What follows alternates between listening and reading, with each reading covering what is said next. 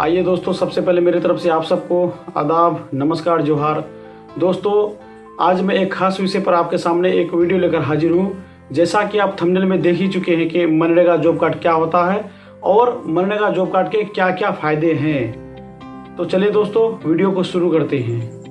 दोस्तों, MNREGA job card को सबसे पहले 7 सितंबर 2005 को विधानसभा से पारित किया गया और 2 फरवरी 2006 को प्रधानमंत्री के द्वारा लगभग देश भर में लागू किया गया और 2 अक्टूबर 2009 को नरेगा का नाम बदलकर मनरेगा रखा गया। यानी पहले 2006 में जो था नरेगा नाम था, NREGA, नरेगा, यानी national rural employment guarantee act, यानी राष्ट्रीय ग्रामीण रोजगार गारंटी अधिनियम। इसको बदलकर 2 अक्टूबर 2009 को MGNREGA मनरेगा रखा गया, यानी the Mahatma Gandhi national rural employment guarantee act रखा गया, यानी महात्मा गांधी राष्ट्रीय ग्रामीण रोजगार गारंटी अधिनियम। दोस्तों, मनरेगा जॉब कार्ड को जब विधानसभा से पारित किया गया तो उसके साथ साथ कुछ नियम और कानून भी उसके साथ जोड़ा गया है। इसमें पहला पॉइंट है दोस्तों कि 100 दिनों के रोजगार की गारंटी कानूनी तौर पर उनको दिया गया है, यानी जो कार्डधारी है उनको साल भर में 100 दिन का काम सरकार की तरफ से देने का प्रावधान है। दूसरा नियम है दोस्तों, जो गरीबी रेखा से नीचे है उनके लिए ये कार्ड मुहैया करा गया है। तीसरा पॉइंट है दोस्तों कि इसमें महिलाओं का 1/3 होना जरूरी है। चौथा पॉइंट है दोस्तों कि उनकी उम्र जो है 18 साल से ज़्यादा होना जरूरी है। पांचवा पॉइंट है दोस्तों कि उनको लगातार 14 दिन का काम दिया जाना है। छठा पॉइंट है दोस्तों, जो भी जॉब कार्डधारी है उनके घर से लेकर आप 5 किलोमीटर के अंदर ही उनसे काम करवा सकते हैं। सातवां पॉइंट है दोस्तों, जो भी जॉब कार्डधारी है जो काम करना चाहते हैं वो लिखित तौर पर मुखिया को दे सकते हैं या फिर ब्लॉक में जो प्रोग्राम ऑफिसर है उनको अपना काम का मांग दे सकते हैं। आठवां पॉइंट है दोस्तों, और इस पॉइंट पे सख्त निर्देश दिया गया है कि आप मशीन से काम नहीं करा सकते हैं, जैसे कि जेसीबी से हो या ट्रैक्टर से हो। जैसे अक्सर आप देखते होंगे कि जेसीबी से मिट्टी खुदवा लेता है और ट्रैक्टर से मिट्टी को लाद कर वो सड़क पर फेंक दिया जाता है। तो ऐसे में बहुत ही सख्त और कठोर नियम है कि आप मशीन से किसी भी कीमत पर काम नहीं कर सकते हैं। दोस्तों, इसमें कई सारी समस्याएं पैदा हो गई है कि बहुत सारे पंचायत के मुखिया को देखते होंगे कि वो जॉब कार्डधारियों को काम ना देकर किसी भी योजना को मशीन जैसे कि जेसीबी हो या ट्रैक्टर के द्वारा वो जोत लिया जाता है। वो करते क्या है कि उनके जो रिश्तेदार होते हैं या उनके जो खास वोटर रहते हैं उनका जॉब कार्ड को वो अपने पास रख लेते हैं, या फिर उनके जो वर्कर है हर गांव में है उनको बोला जाता है कि आप अपने रिश्तेदारों का या आप जो हमको वोट दिया है उसका आप वो जॉब कार्ड को अपने पास रखो और किसी भी योजना को जोतो और उसमें पैसा डालो और उनसे वो पैसा निकलवा लो और बदले में उसको 200 रुपया थमा दो या चाय नाश्ता करवा दो। इसी माध्यम से बहुत सारे पंचायत के मुखिया वो पैसा मनमानी तौर पर लेबर कार्ड का जो पैसा होता है मनमानी तौर पर निकालते रहता है।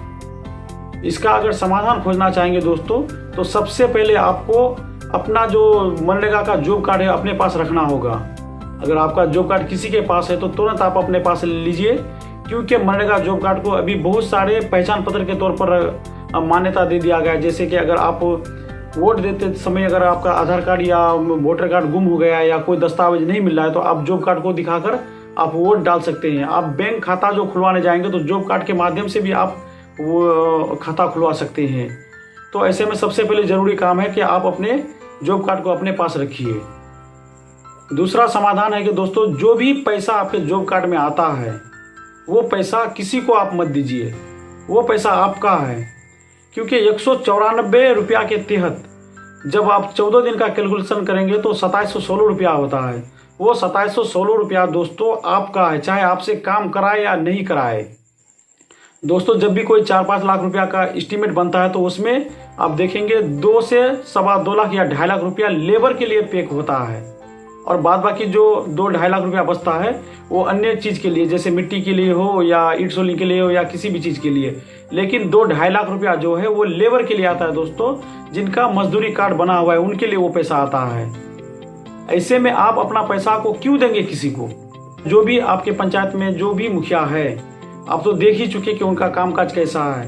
वो अगर आपको लेकर काम नहीं किया या आपको काम नहीं देता है तो दोस्तों ऐसे में उनको बदल दीजिए, किसी नए को लेके आइए। जब तक आप बदलने का सिस्टम नहीं करेंगे तब तक वो आपको आपका अधिकार नहीं देगा, आपको आपका काम नहीं देगा। दोस्तों सोचने वाली बात है कि सरकार का जो उद्देश्य है कि गरीबी रेखा से नीचे रह रहे लोगों की आर्थिक स्थिति को मजबूत करना, तो आपके पंचायत के मुखिया आपको काम देंगे तब ना आपका आर्थिक स्थिति मजबूत होगा। जब आपको काम नहीं दिया जाएगा तो आप वैसे का वैसे रह जाएंगे। दोस्तों आप गौर कीजिए कि 14 दिन में अगर आपको 2716 रुपया मिलता है तो 28 दिन में आपको 5,500 के लगभग आपको रुपया मिलता है। जब एक गरीब परिवार को अगर दोस्तों एक गरीब आदमी को अगर 5,000 रुपया मंथली मिल जाए तो उनका दिनों दिन उनका आर्थिक स्थिति मजबूत होना ही है। जो गरीबी रेखा से नीचे आप दिल्ली वगैरह में जो काम करते हैं, जब वहाँ से आप आते हैं तो आप अपना काम मांगिए, क्योंकि जितने दिन भी 2-3 महीना रहेंगे आप, तो अगर 5,000 3,000 के तौर पर अगर महीना पे आप काम करते हैं तो ऐसे में जो आप घर पर जितना दिन रहेंगे वो आपका पॉकेट खर्चा जो है आपको वहीं से मेंटेन हो जाएगा।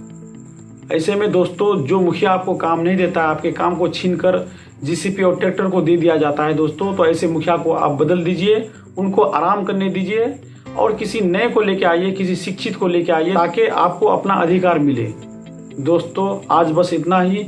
आपसे अनुरोध और रिक्वेस्ट है कि दोस्तों कि आप मेरे चैनल को ज़्यादा से ज़्यादा शेयर कीजिए, लाइक कीजिए, कमेंट कीजिए और मेरे चैनल को सब्सक्राइब कीजिए और साथ ही साथ बेल के घंटी को बजा दीजिए ताकि कोई भी जो भी वीडियो मैं डालूं सबसे पहले आप तक पहुंचे। इसी के साथ ही शुक्रिया, धन्यवाद।